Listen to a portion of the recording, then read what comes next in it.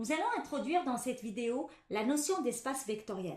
Prenons à présent l'exemple suivant. On considère une droite D sur laquelle on a placé des points U égale à 3, V égale à moins 2 et W égale à moins 4. Vérifions quelques propriétés sur cette droite. Au premier calcul, U plus V, on aura 3 plus moins 2, ça donne 1. On voit bien que cette valeur est sur la droite D. Ainsi, on a la propriété suivante. Si l'on considère deux éléments sur la droite D, U et V, alors leur somme U plus V reste sur la droite D. On appelle ceci la fermeture de l'addition. On remarque maintenant que calculer la somme U plus V revient en même que calculer la somme de V plus U. On aura moins 2 plus 3, ça donne 1. Ainsi, on a la propriété notée par A2. Si l'on considère deux éléments sur la droite D, alors la somme U plus V égale à la somme de V plus U. On a ainsi la commutativité de l'addition, c'est-à-dire qu'on peut additionner deux éléments sur la droite D dans l'ordre que l'on souhaite. Effectuons maintenant le calcul de la somme de U plus V plus W. On aura dans ce cas-là 3 plus moins 2, ça donne 1, plus W qui est moins 4, on obtient la valeur moins 3. On remarque que ceci revient en même que de calculer U plus V plus W. Donc, on aura 3 plus V plus W qui est moins 2 moins 4, donc c'est moins 6. 3 moins 6, ça donne moins 3. Donc, les deux expressions sont égales. On a ainsi la propriété A3. Si l'on considère U, V et W trois éléments de la droite D, alors la somme de U plus V plus W est égale à U plus V plus W. On a ainsi l'associativité de l'addition. Comme conséquence de cette propriété, on peut négliger les parenthèses et considérer sans ambiguïté la somme U plus V plus W. Calculons maintenant U plus 0. Donc on aura 3 plus 0, ça donne 3. Propriété A4. Si l'on considère un élément U sur la droite D, donc U plus 0, ça donne l'élément U. Donc 0 est l'élément neutre de l'addition. Calculons maintenant U plus moins U. Donc, on aura 3 plus moins 3, ça donne 0. Propriété A5. Si l'on considère un élément U sur la droite D, alors la somme de U plus moins U est égale à 0. On appelle moins U dans ce cas-là l'élément opposé de l'addition. Si l'on multiplie U par la constante 2, on obtient de U qui est égal à 6 dans ce cas-là. On voit bien que cette valeur est sur la droite D.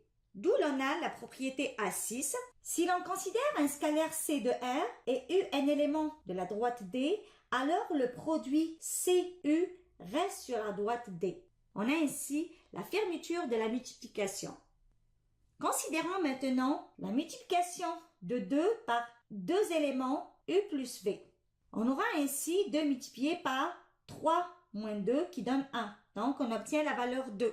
De la même façon, calculons 2U plus 2V. Donc, on aura 2U qui est égal à 6 plus 2V qui est égal à moins 4. 6 moins 4, ça donne 2. Donc, on voit bien que ces deux quantités coïncident. On a ainsi la propriété notée par A7. Si l'on considère une constante C de R, et puis deux éléments sur la droite U et V, alors C multiplié par U plus V, ça donne C multiplié par U plus C multiplié par V. On a ainsi vérifié la distributivité par rapport à l'addition des vecteurs. Prenons maintenant deux scalaires 2 et moins 3 et calculons 2 moins 3 multiplié par U. Donc on aura moins 1 multiplié par 3, ce qui donne moins 3. On remarque que ceci revient au même que de calculer 2U moins 3U. Donc on aura 6 moins 9 qui est moins 3. Donc les deux expressions sont égales. Ainsi on a la propriété A8. Si l'on considère deux scalaires C et D, et U un élément sur la droite D, alors la somme de C plus D multiplié par U est égale à CU plus D fois U. On a ainsi la distributivité par rapport à l'addition des scalaires. Prenons maintenant la multiplication des deux scalaires 2 et moins 3 multiplié par un élément U qui se trouve sur la droite D qui est égal à 3 dans ce cas-là.